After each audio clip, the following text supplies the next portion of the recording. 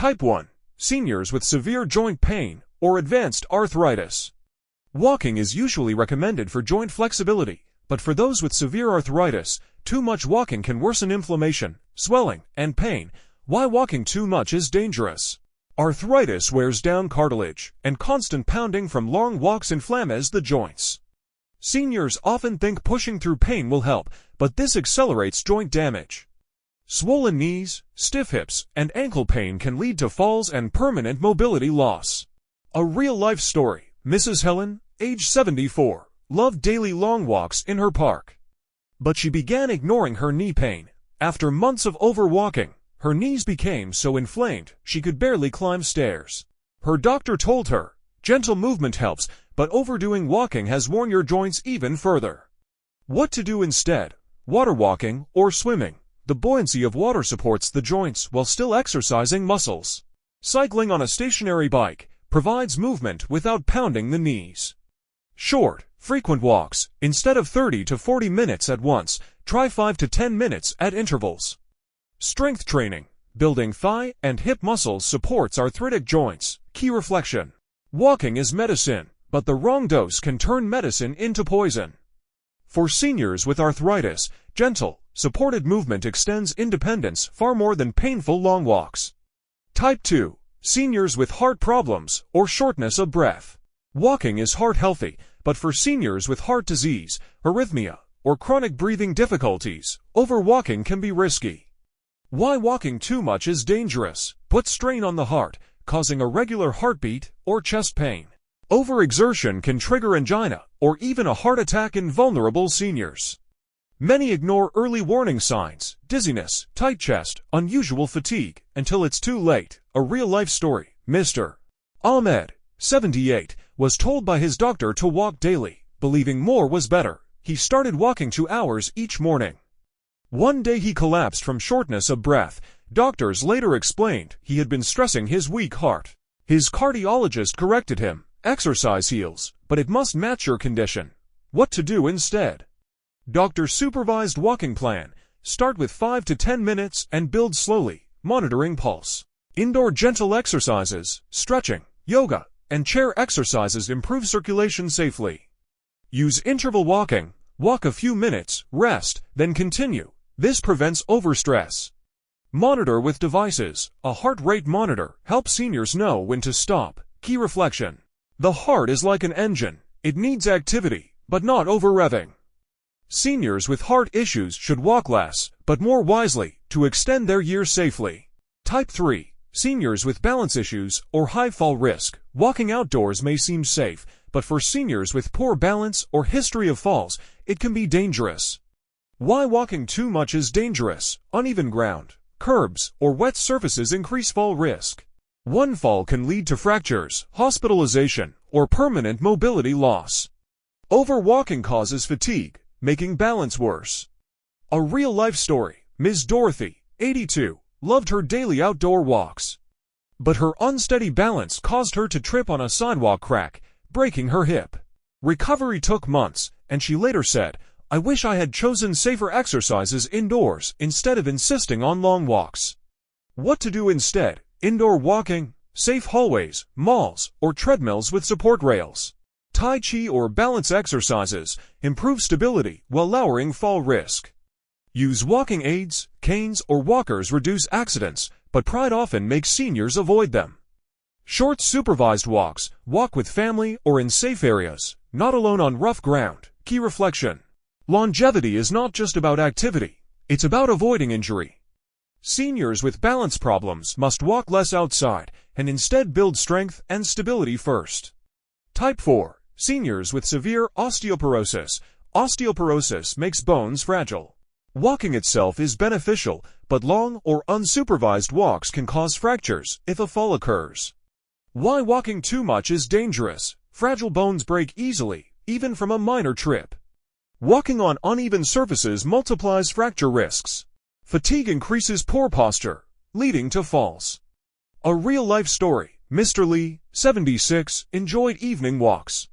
One winter, he slipped on wet tiles, breaking his wrist and ribs. His doctor explained, osteoporosis doesn't mean no movement, but it means careful, protected movement. What to do instead? Indoor safe walking, smooth floors, well-lit areas, supportive shoes. Strength and weight training builds bone density more effectively than long walking. Balance classes prevent falls by training stability. Short, supported walks with family, walking poles, or in gyms with safe flooring. Key reflection: for seniors with weak bones, walking less is not laziness, it's survival. Gentle, controlled activities protect bones while still keeping the body active. Type 5. Seniors with severe foot problems, neuropathy, bunions, plantar fasciitis, diabetes. Feet carry the weight of the body, but after 60, many suffer from nerve damage, diabetes complications, or painful foot conditions. Long walks worsen these problems. Why walking too much is dangerous. Diabetic neuropathy reduces sensation. Seniors may injure feet without realizing. Bunions, corns, or plantar fasciitis worsen with overuse. Foot ulcers from overwalking in diabetics can become life-threatening. A real-life story. Mrs. Grace, 70, a diabetic, believed long daily walks would keep her healthy. But unnoticed blisters on her feet turned into ulcers. She nearly lost her foot to infection. Doctors warned, walking is good, but only if your feet can safely handle it. What to do instead? Low-impact activities, swimming, cycling, or chair yoga protect the feet. Regular foot checks, inspect daily for blisters, cuts, or infections. Proper footwear, supportive shoes, cushion insoles, and diabetic socks. Short walks with breaks, walk, rest, elevate feet, then resume gently. Key reflection: healthy feet are the foundation of mobility. Seniors with foot problems must walk less and prioritize protection, because one untreated injury can shorten independence and even life. Type 6. Seniors with chronic back problems or spinal issues. Many older adults suffer from herniated discs, spinal stenosis, or chronic lower back pain. While gentle walking is helpful, long walks or poor walking posture can aggravate the spine. Why walking too much is dangerous. Extended walking compresses spinal nerves, causing numbness or shooting pain down the legs.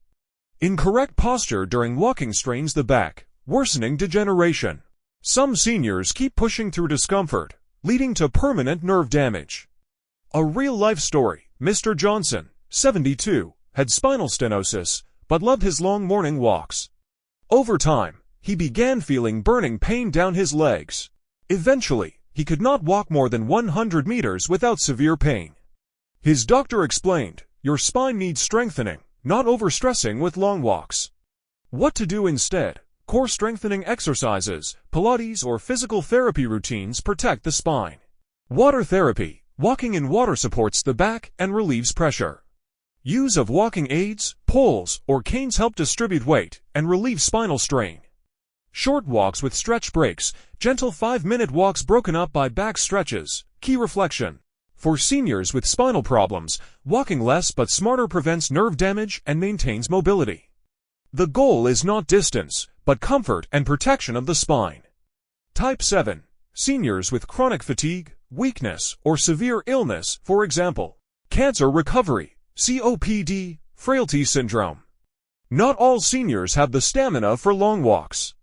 Those with frailty, chronic illnesses, or recovering from treatments may harm themselves by walking too much. Why walking too much is dangerous. Overwalking worsens fatigue, causing dizziness and weakness. Seniors with COPD or respiratory illness may struggle to breathe, risking collapse. For those recovering from cancer or surgery, pushing too hard delays healing. A real-life story: Mrs. Fatima, 79, was recovering from chemotherapy. Wanting to stay strong, she forced herself into 30-minute daily walks. But she ended up exhausted, bedridden, and her recovery slowed.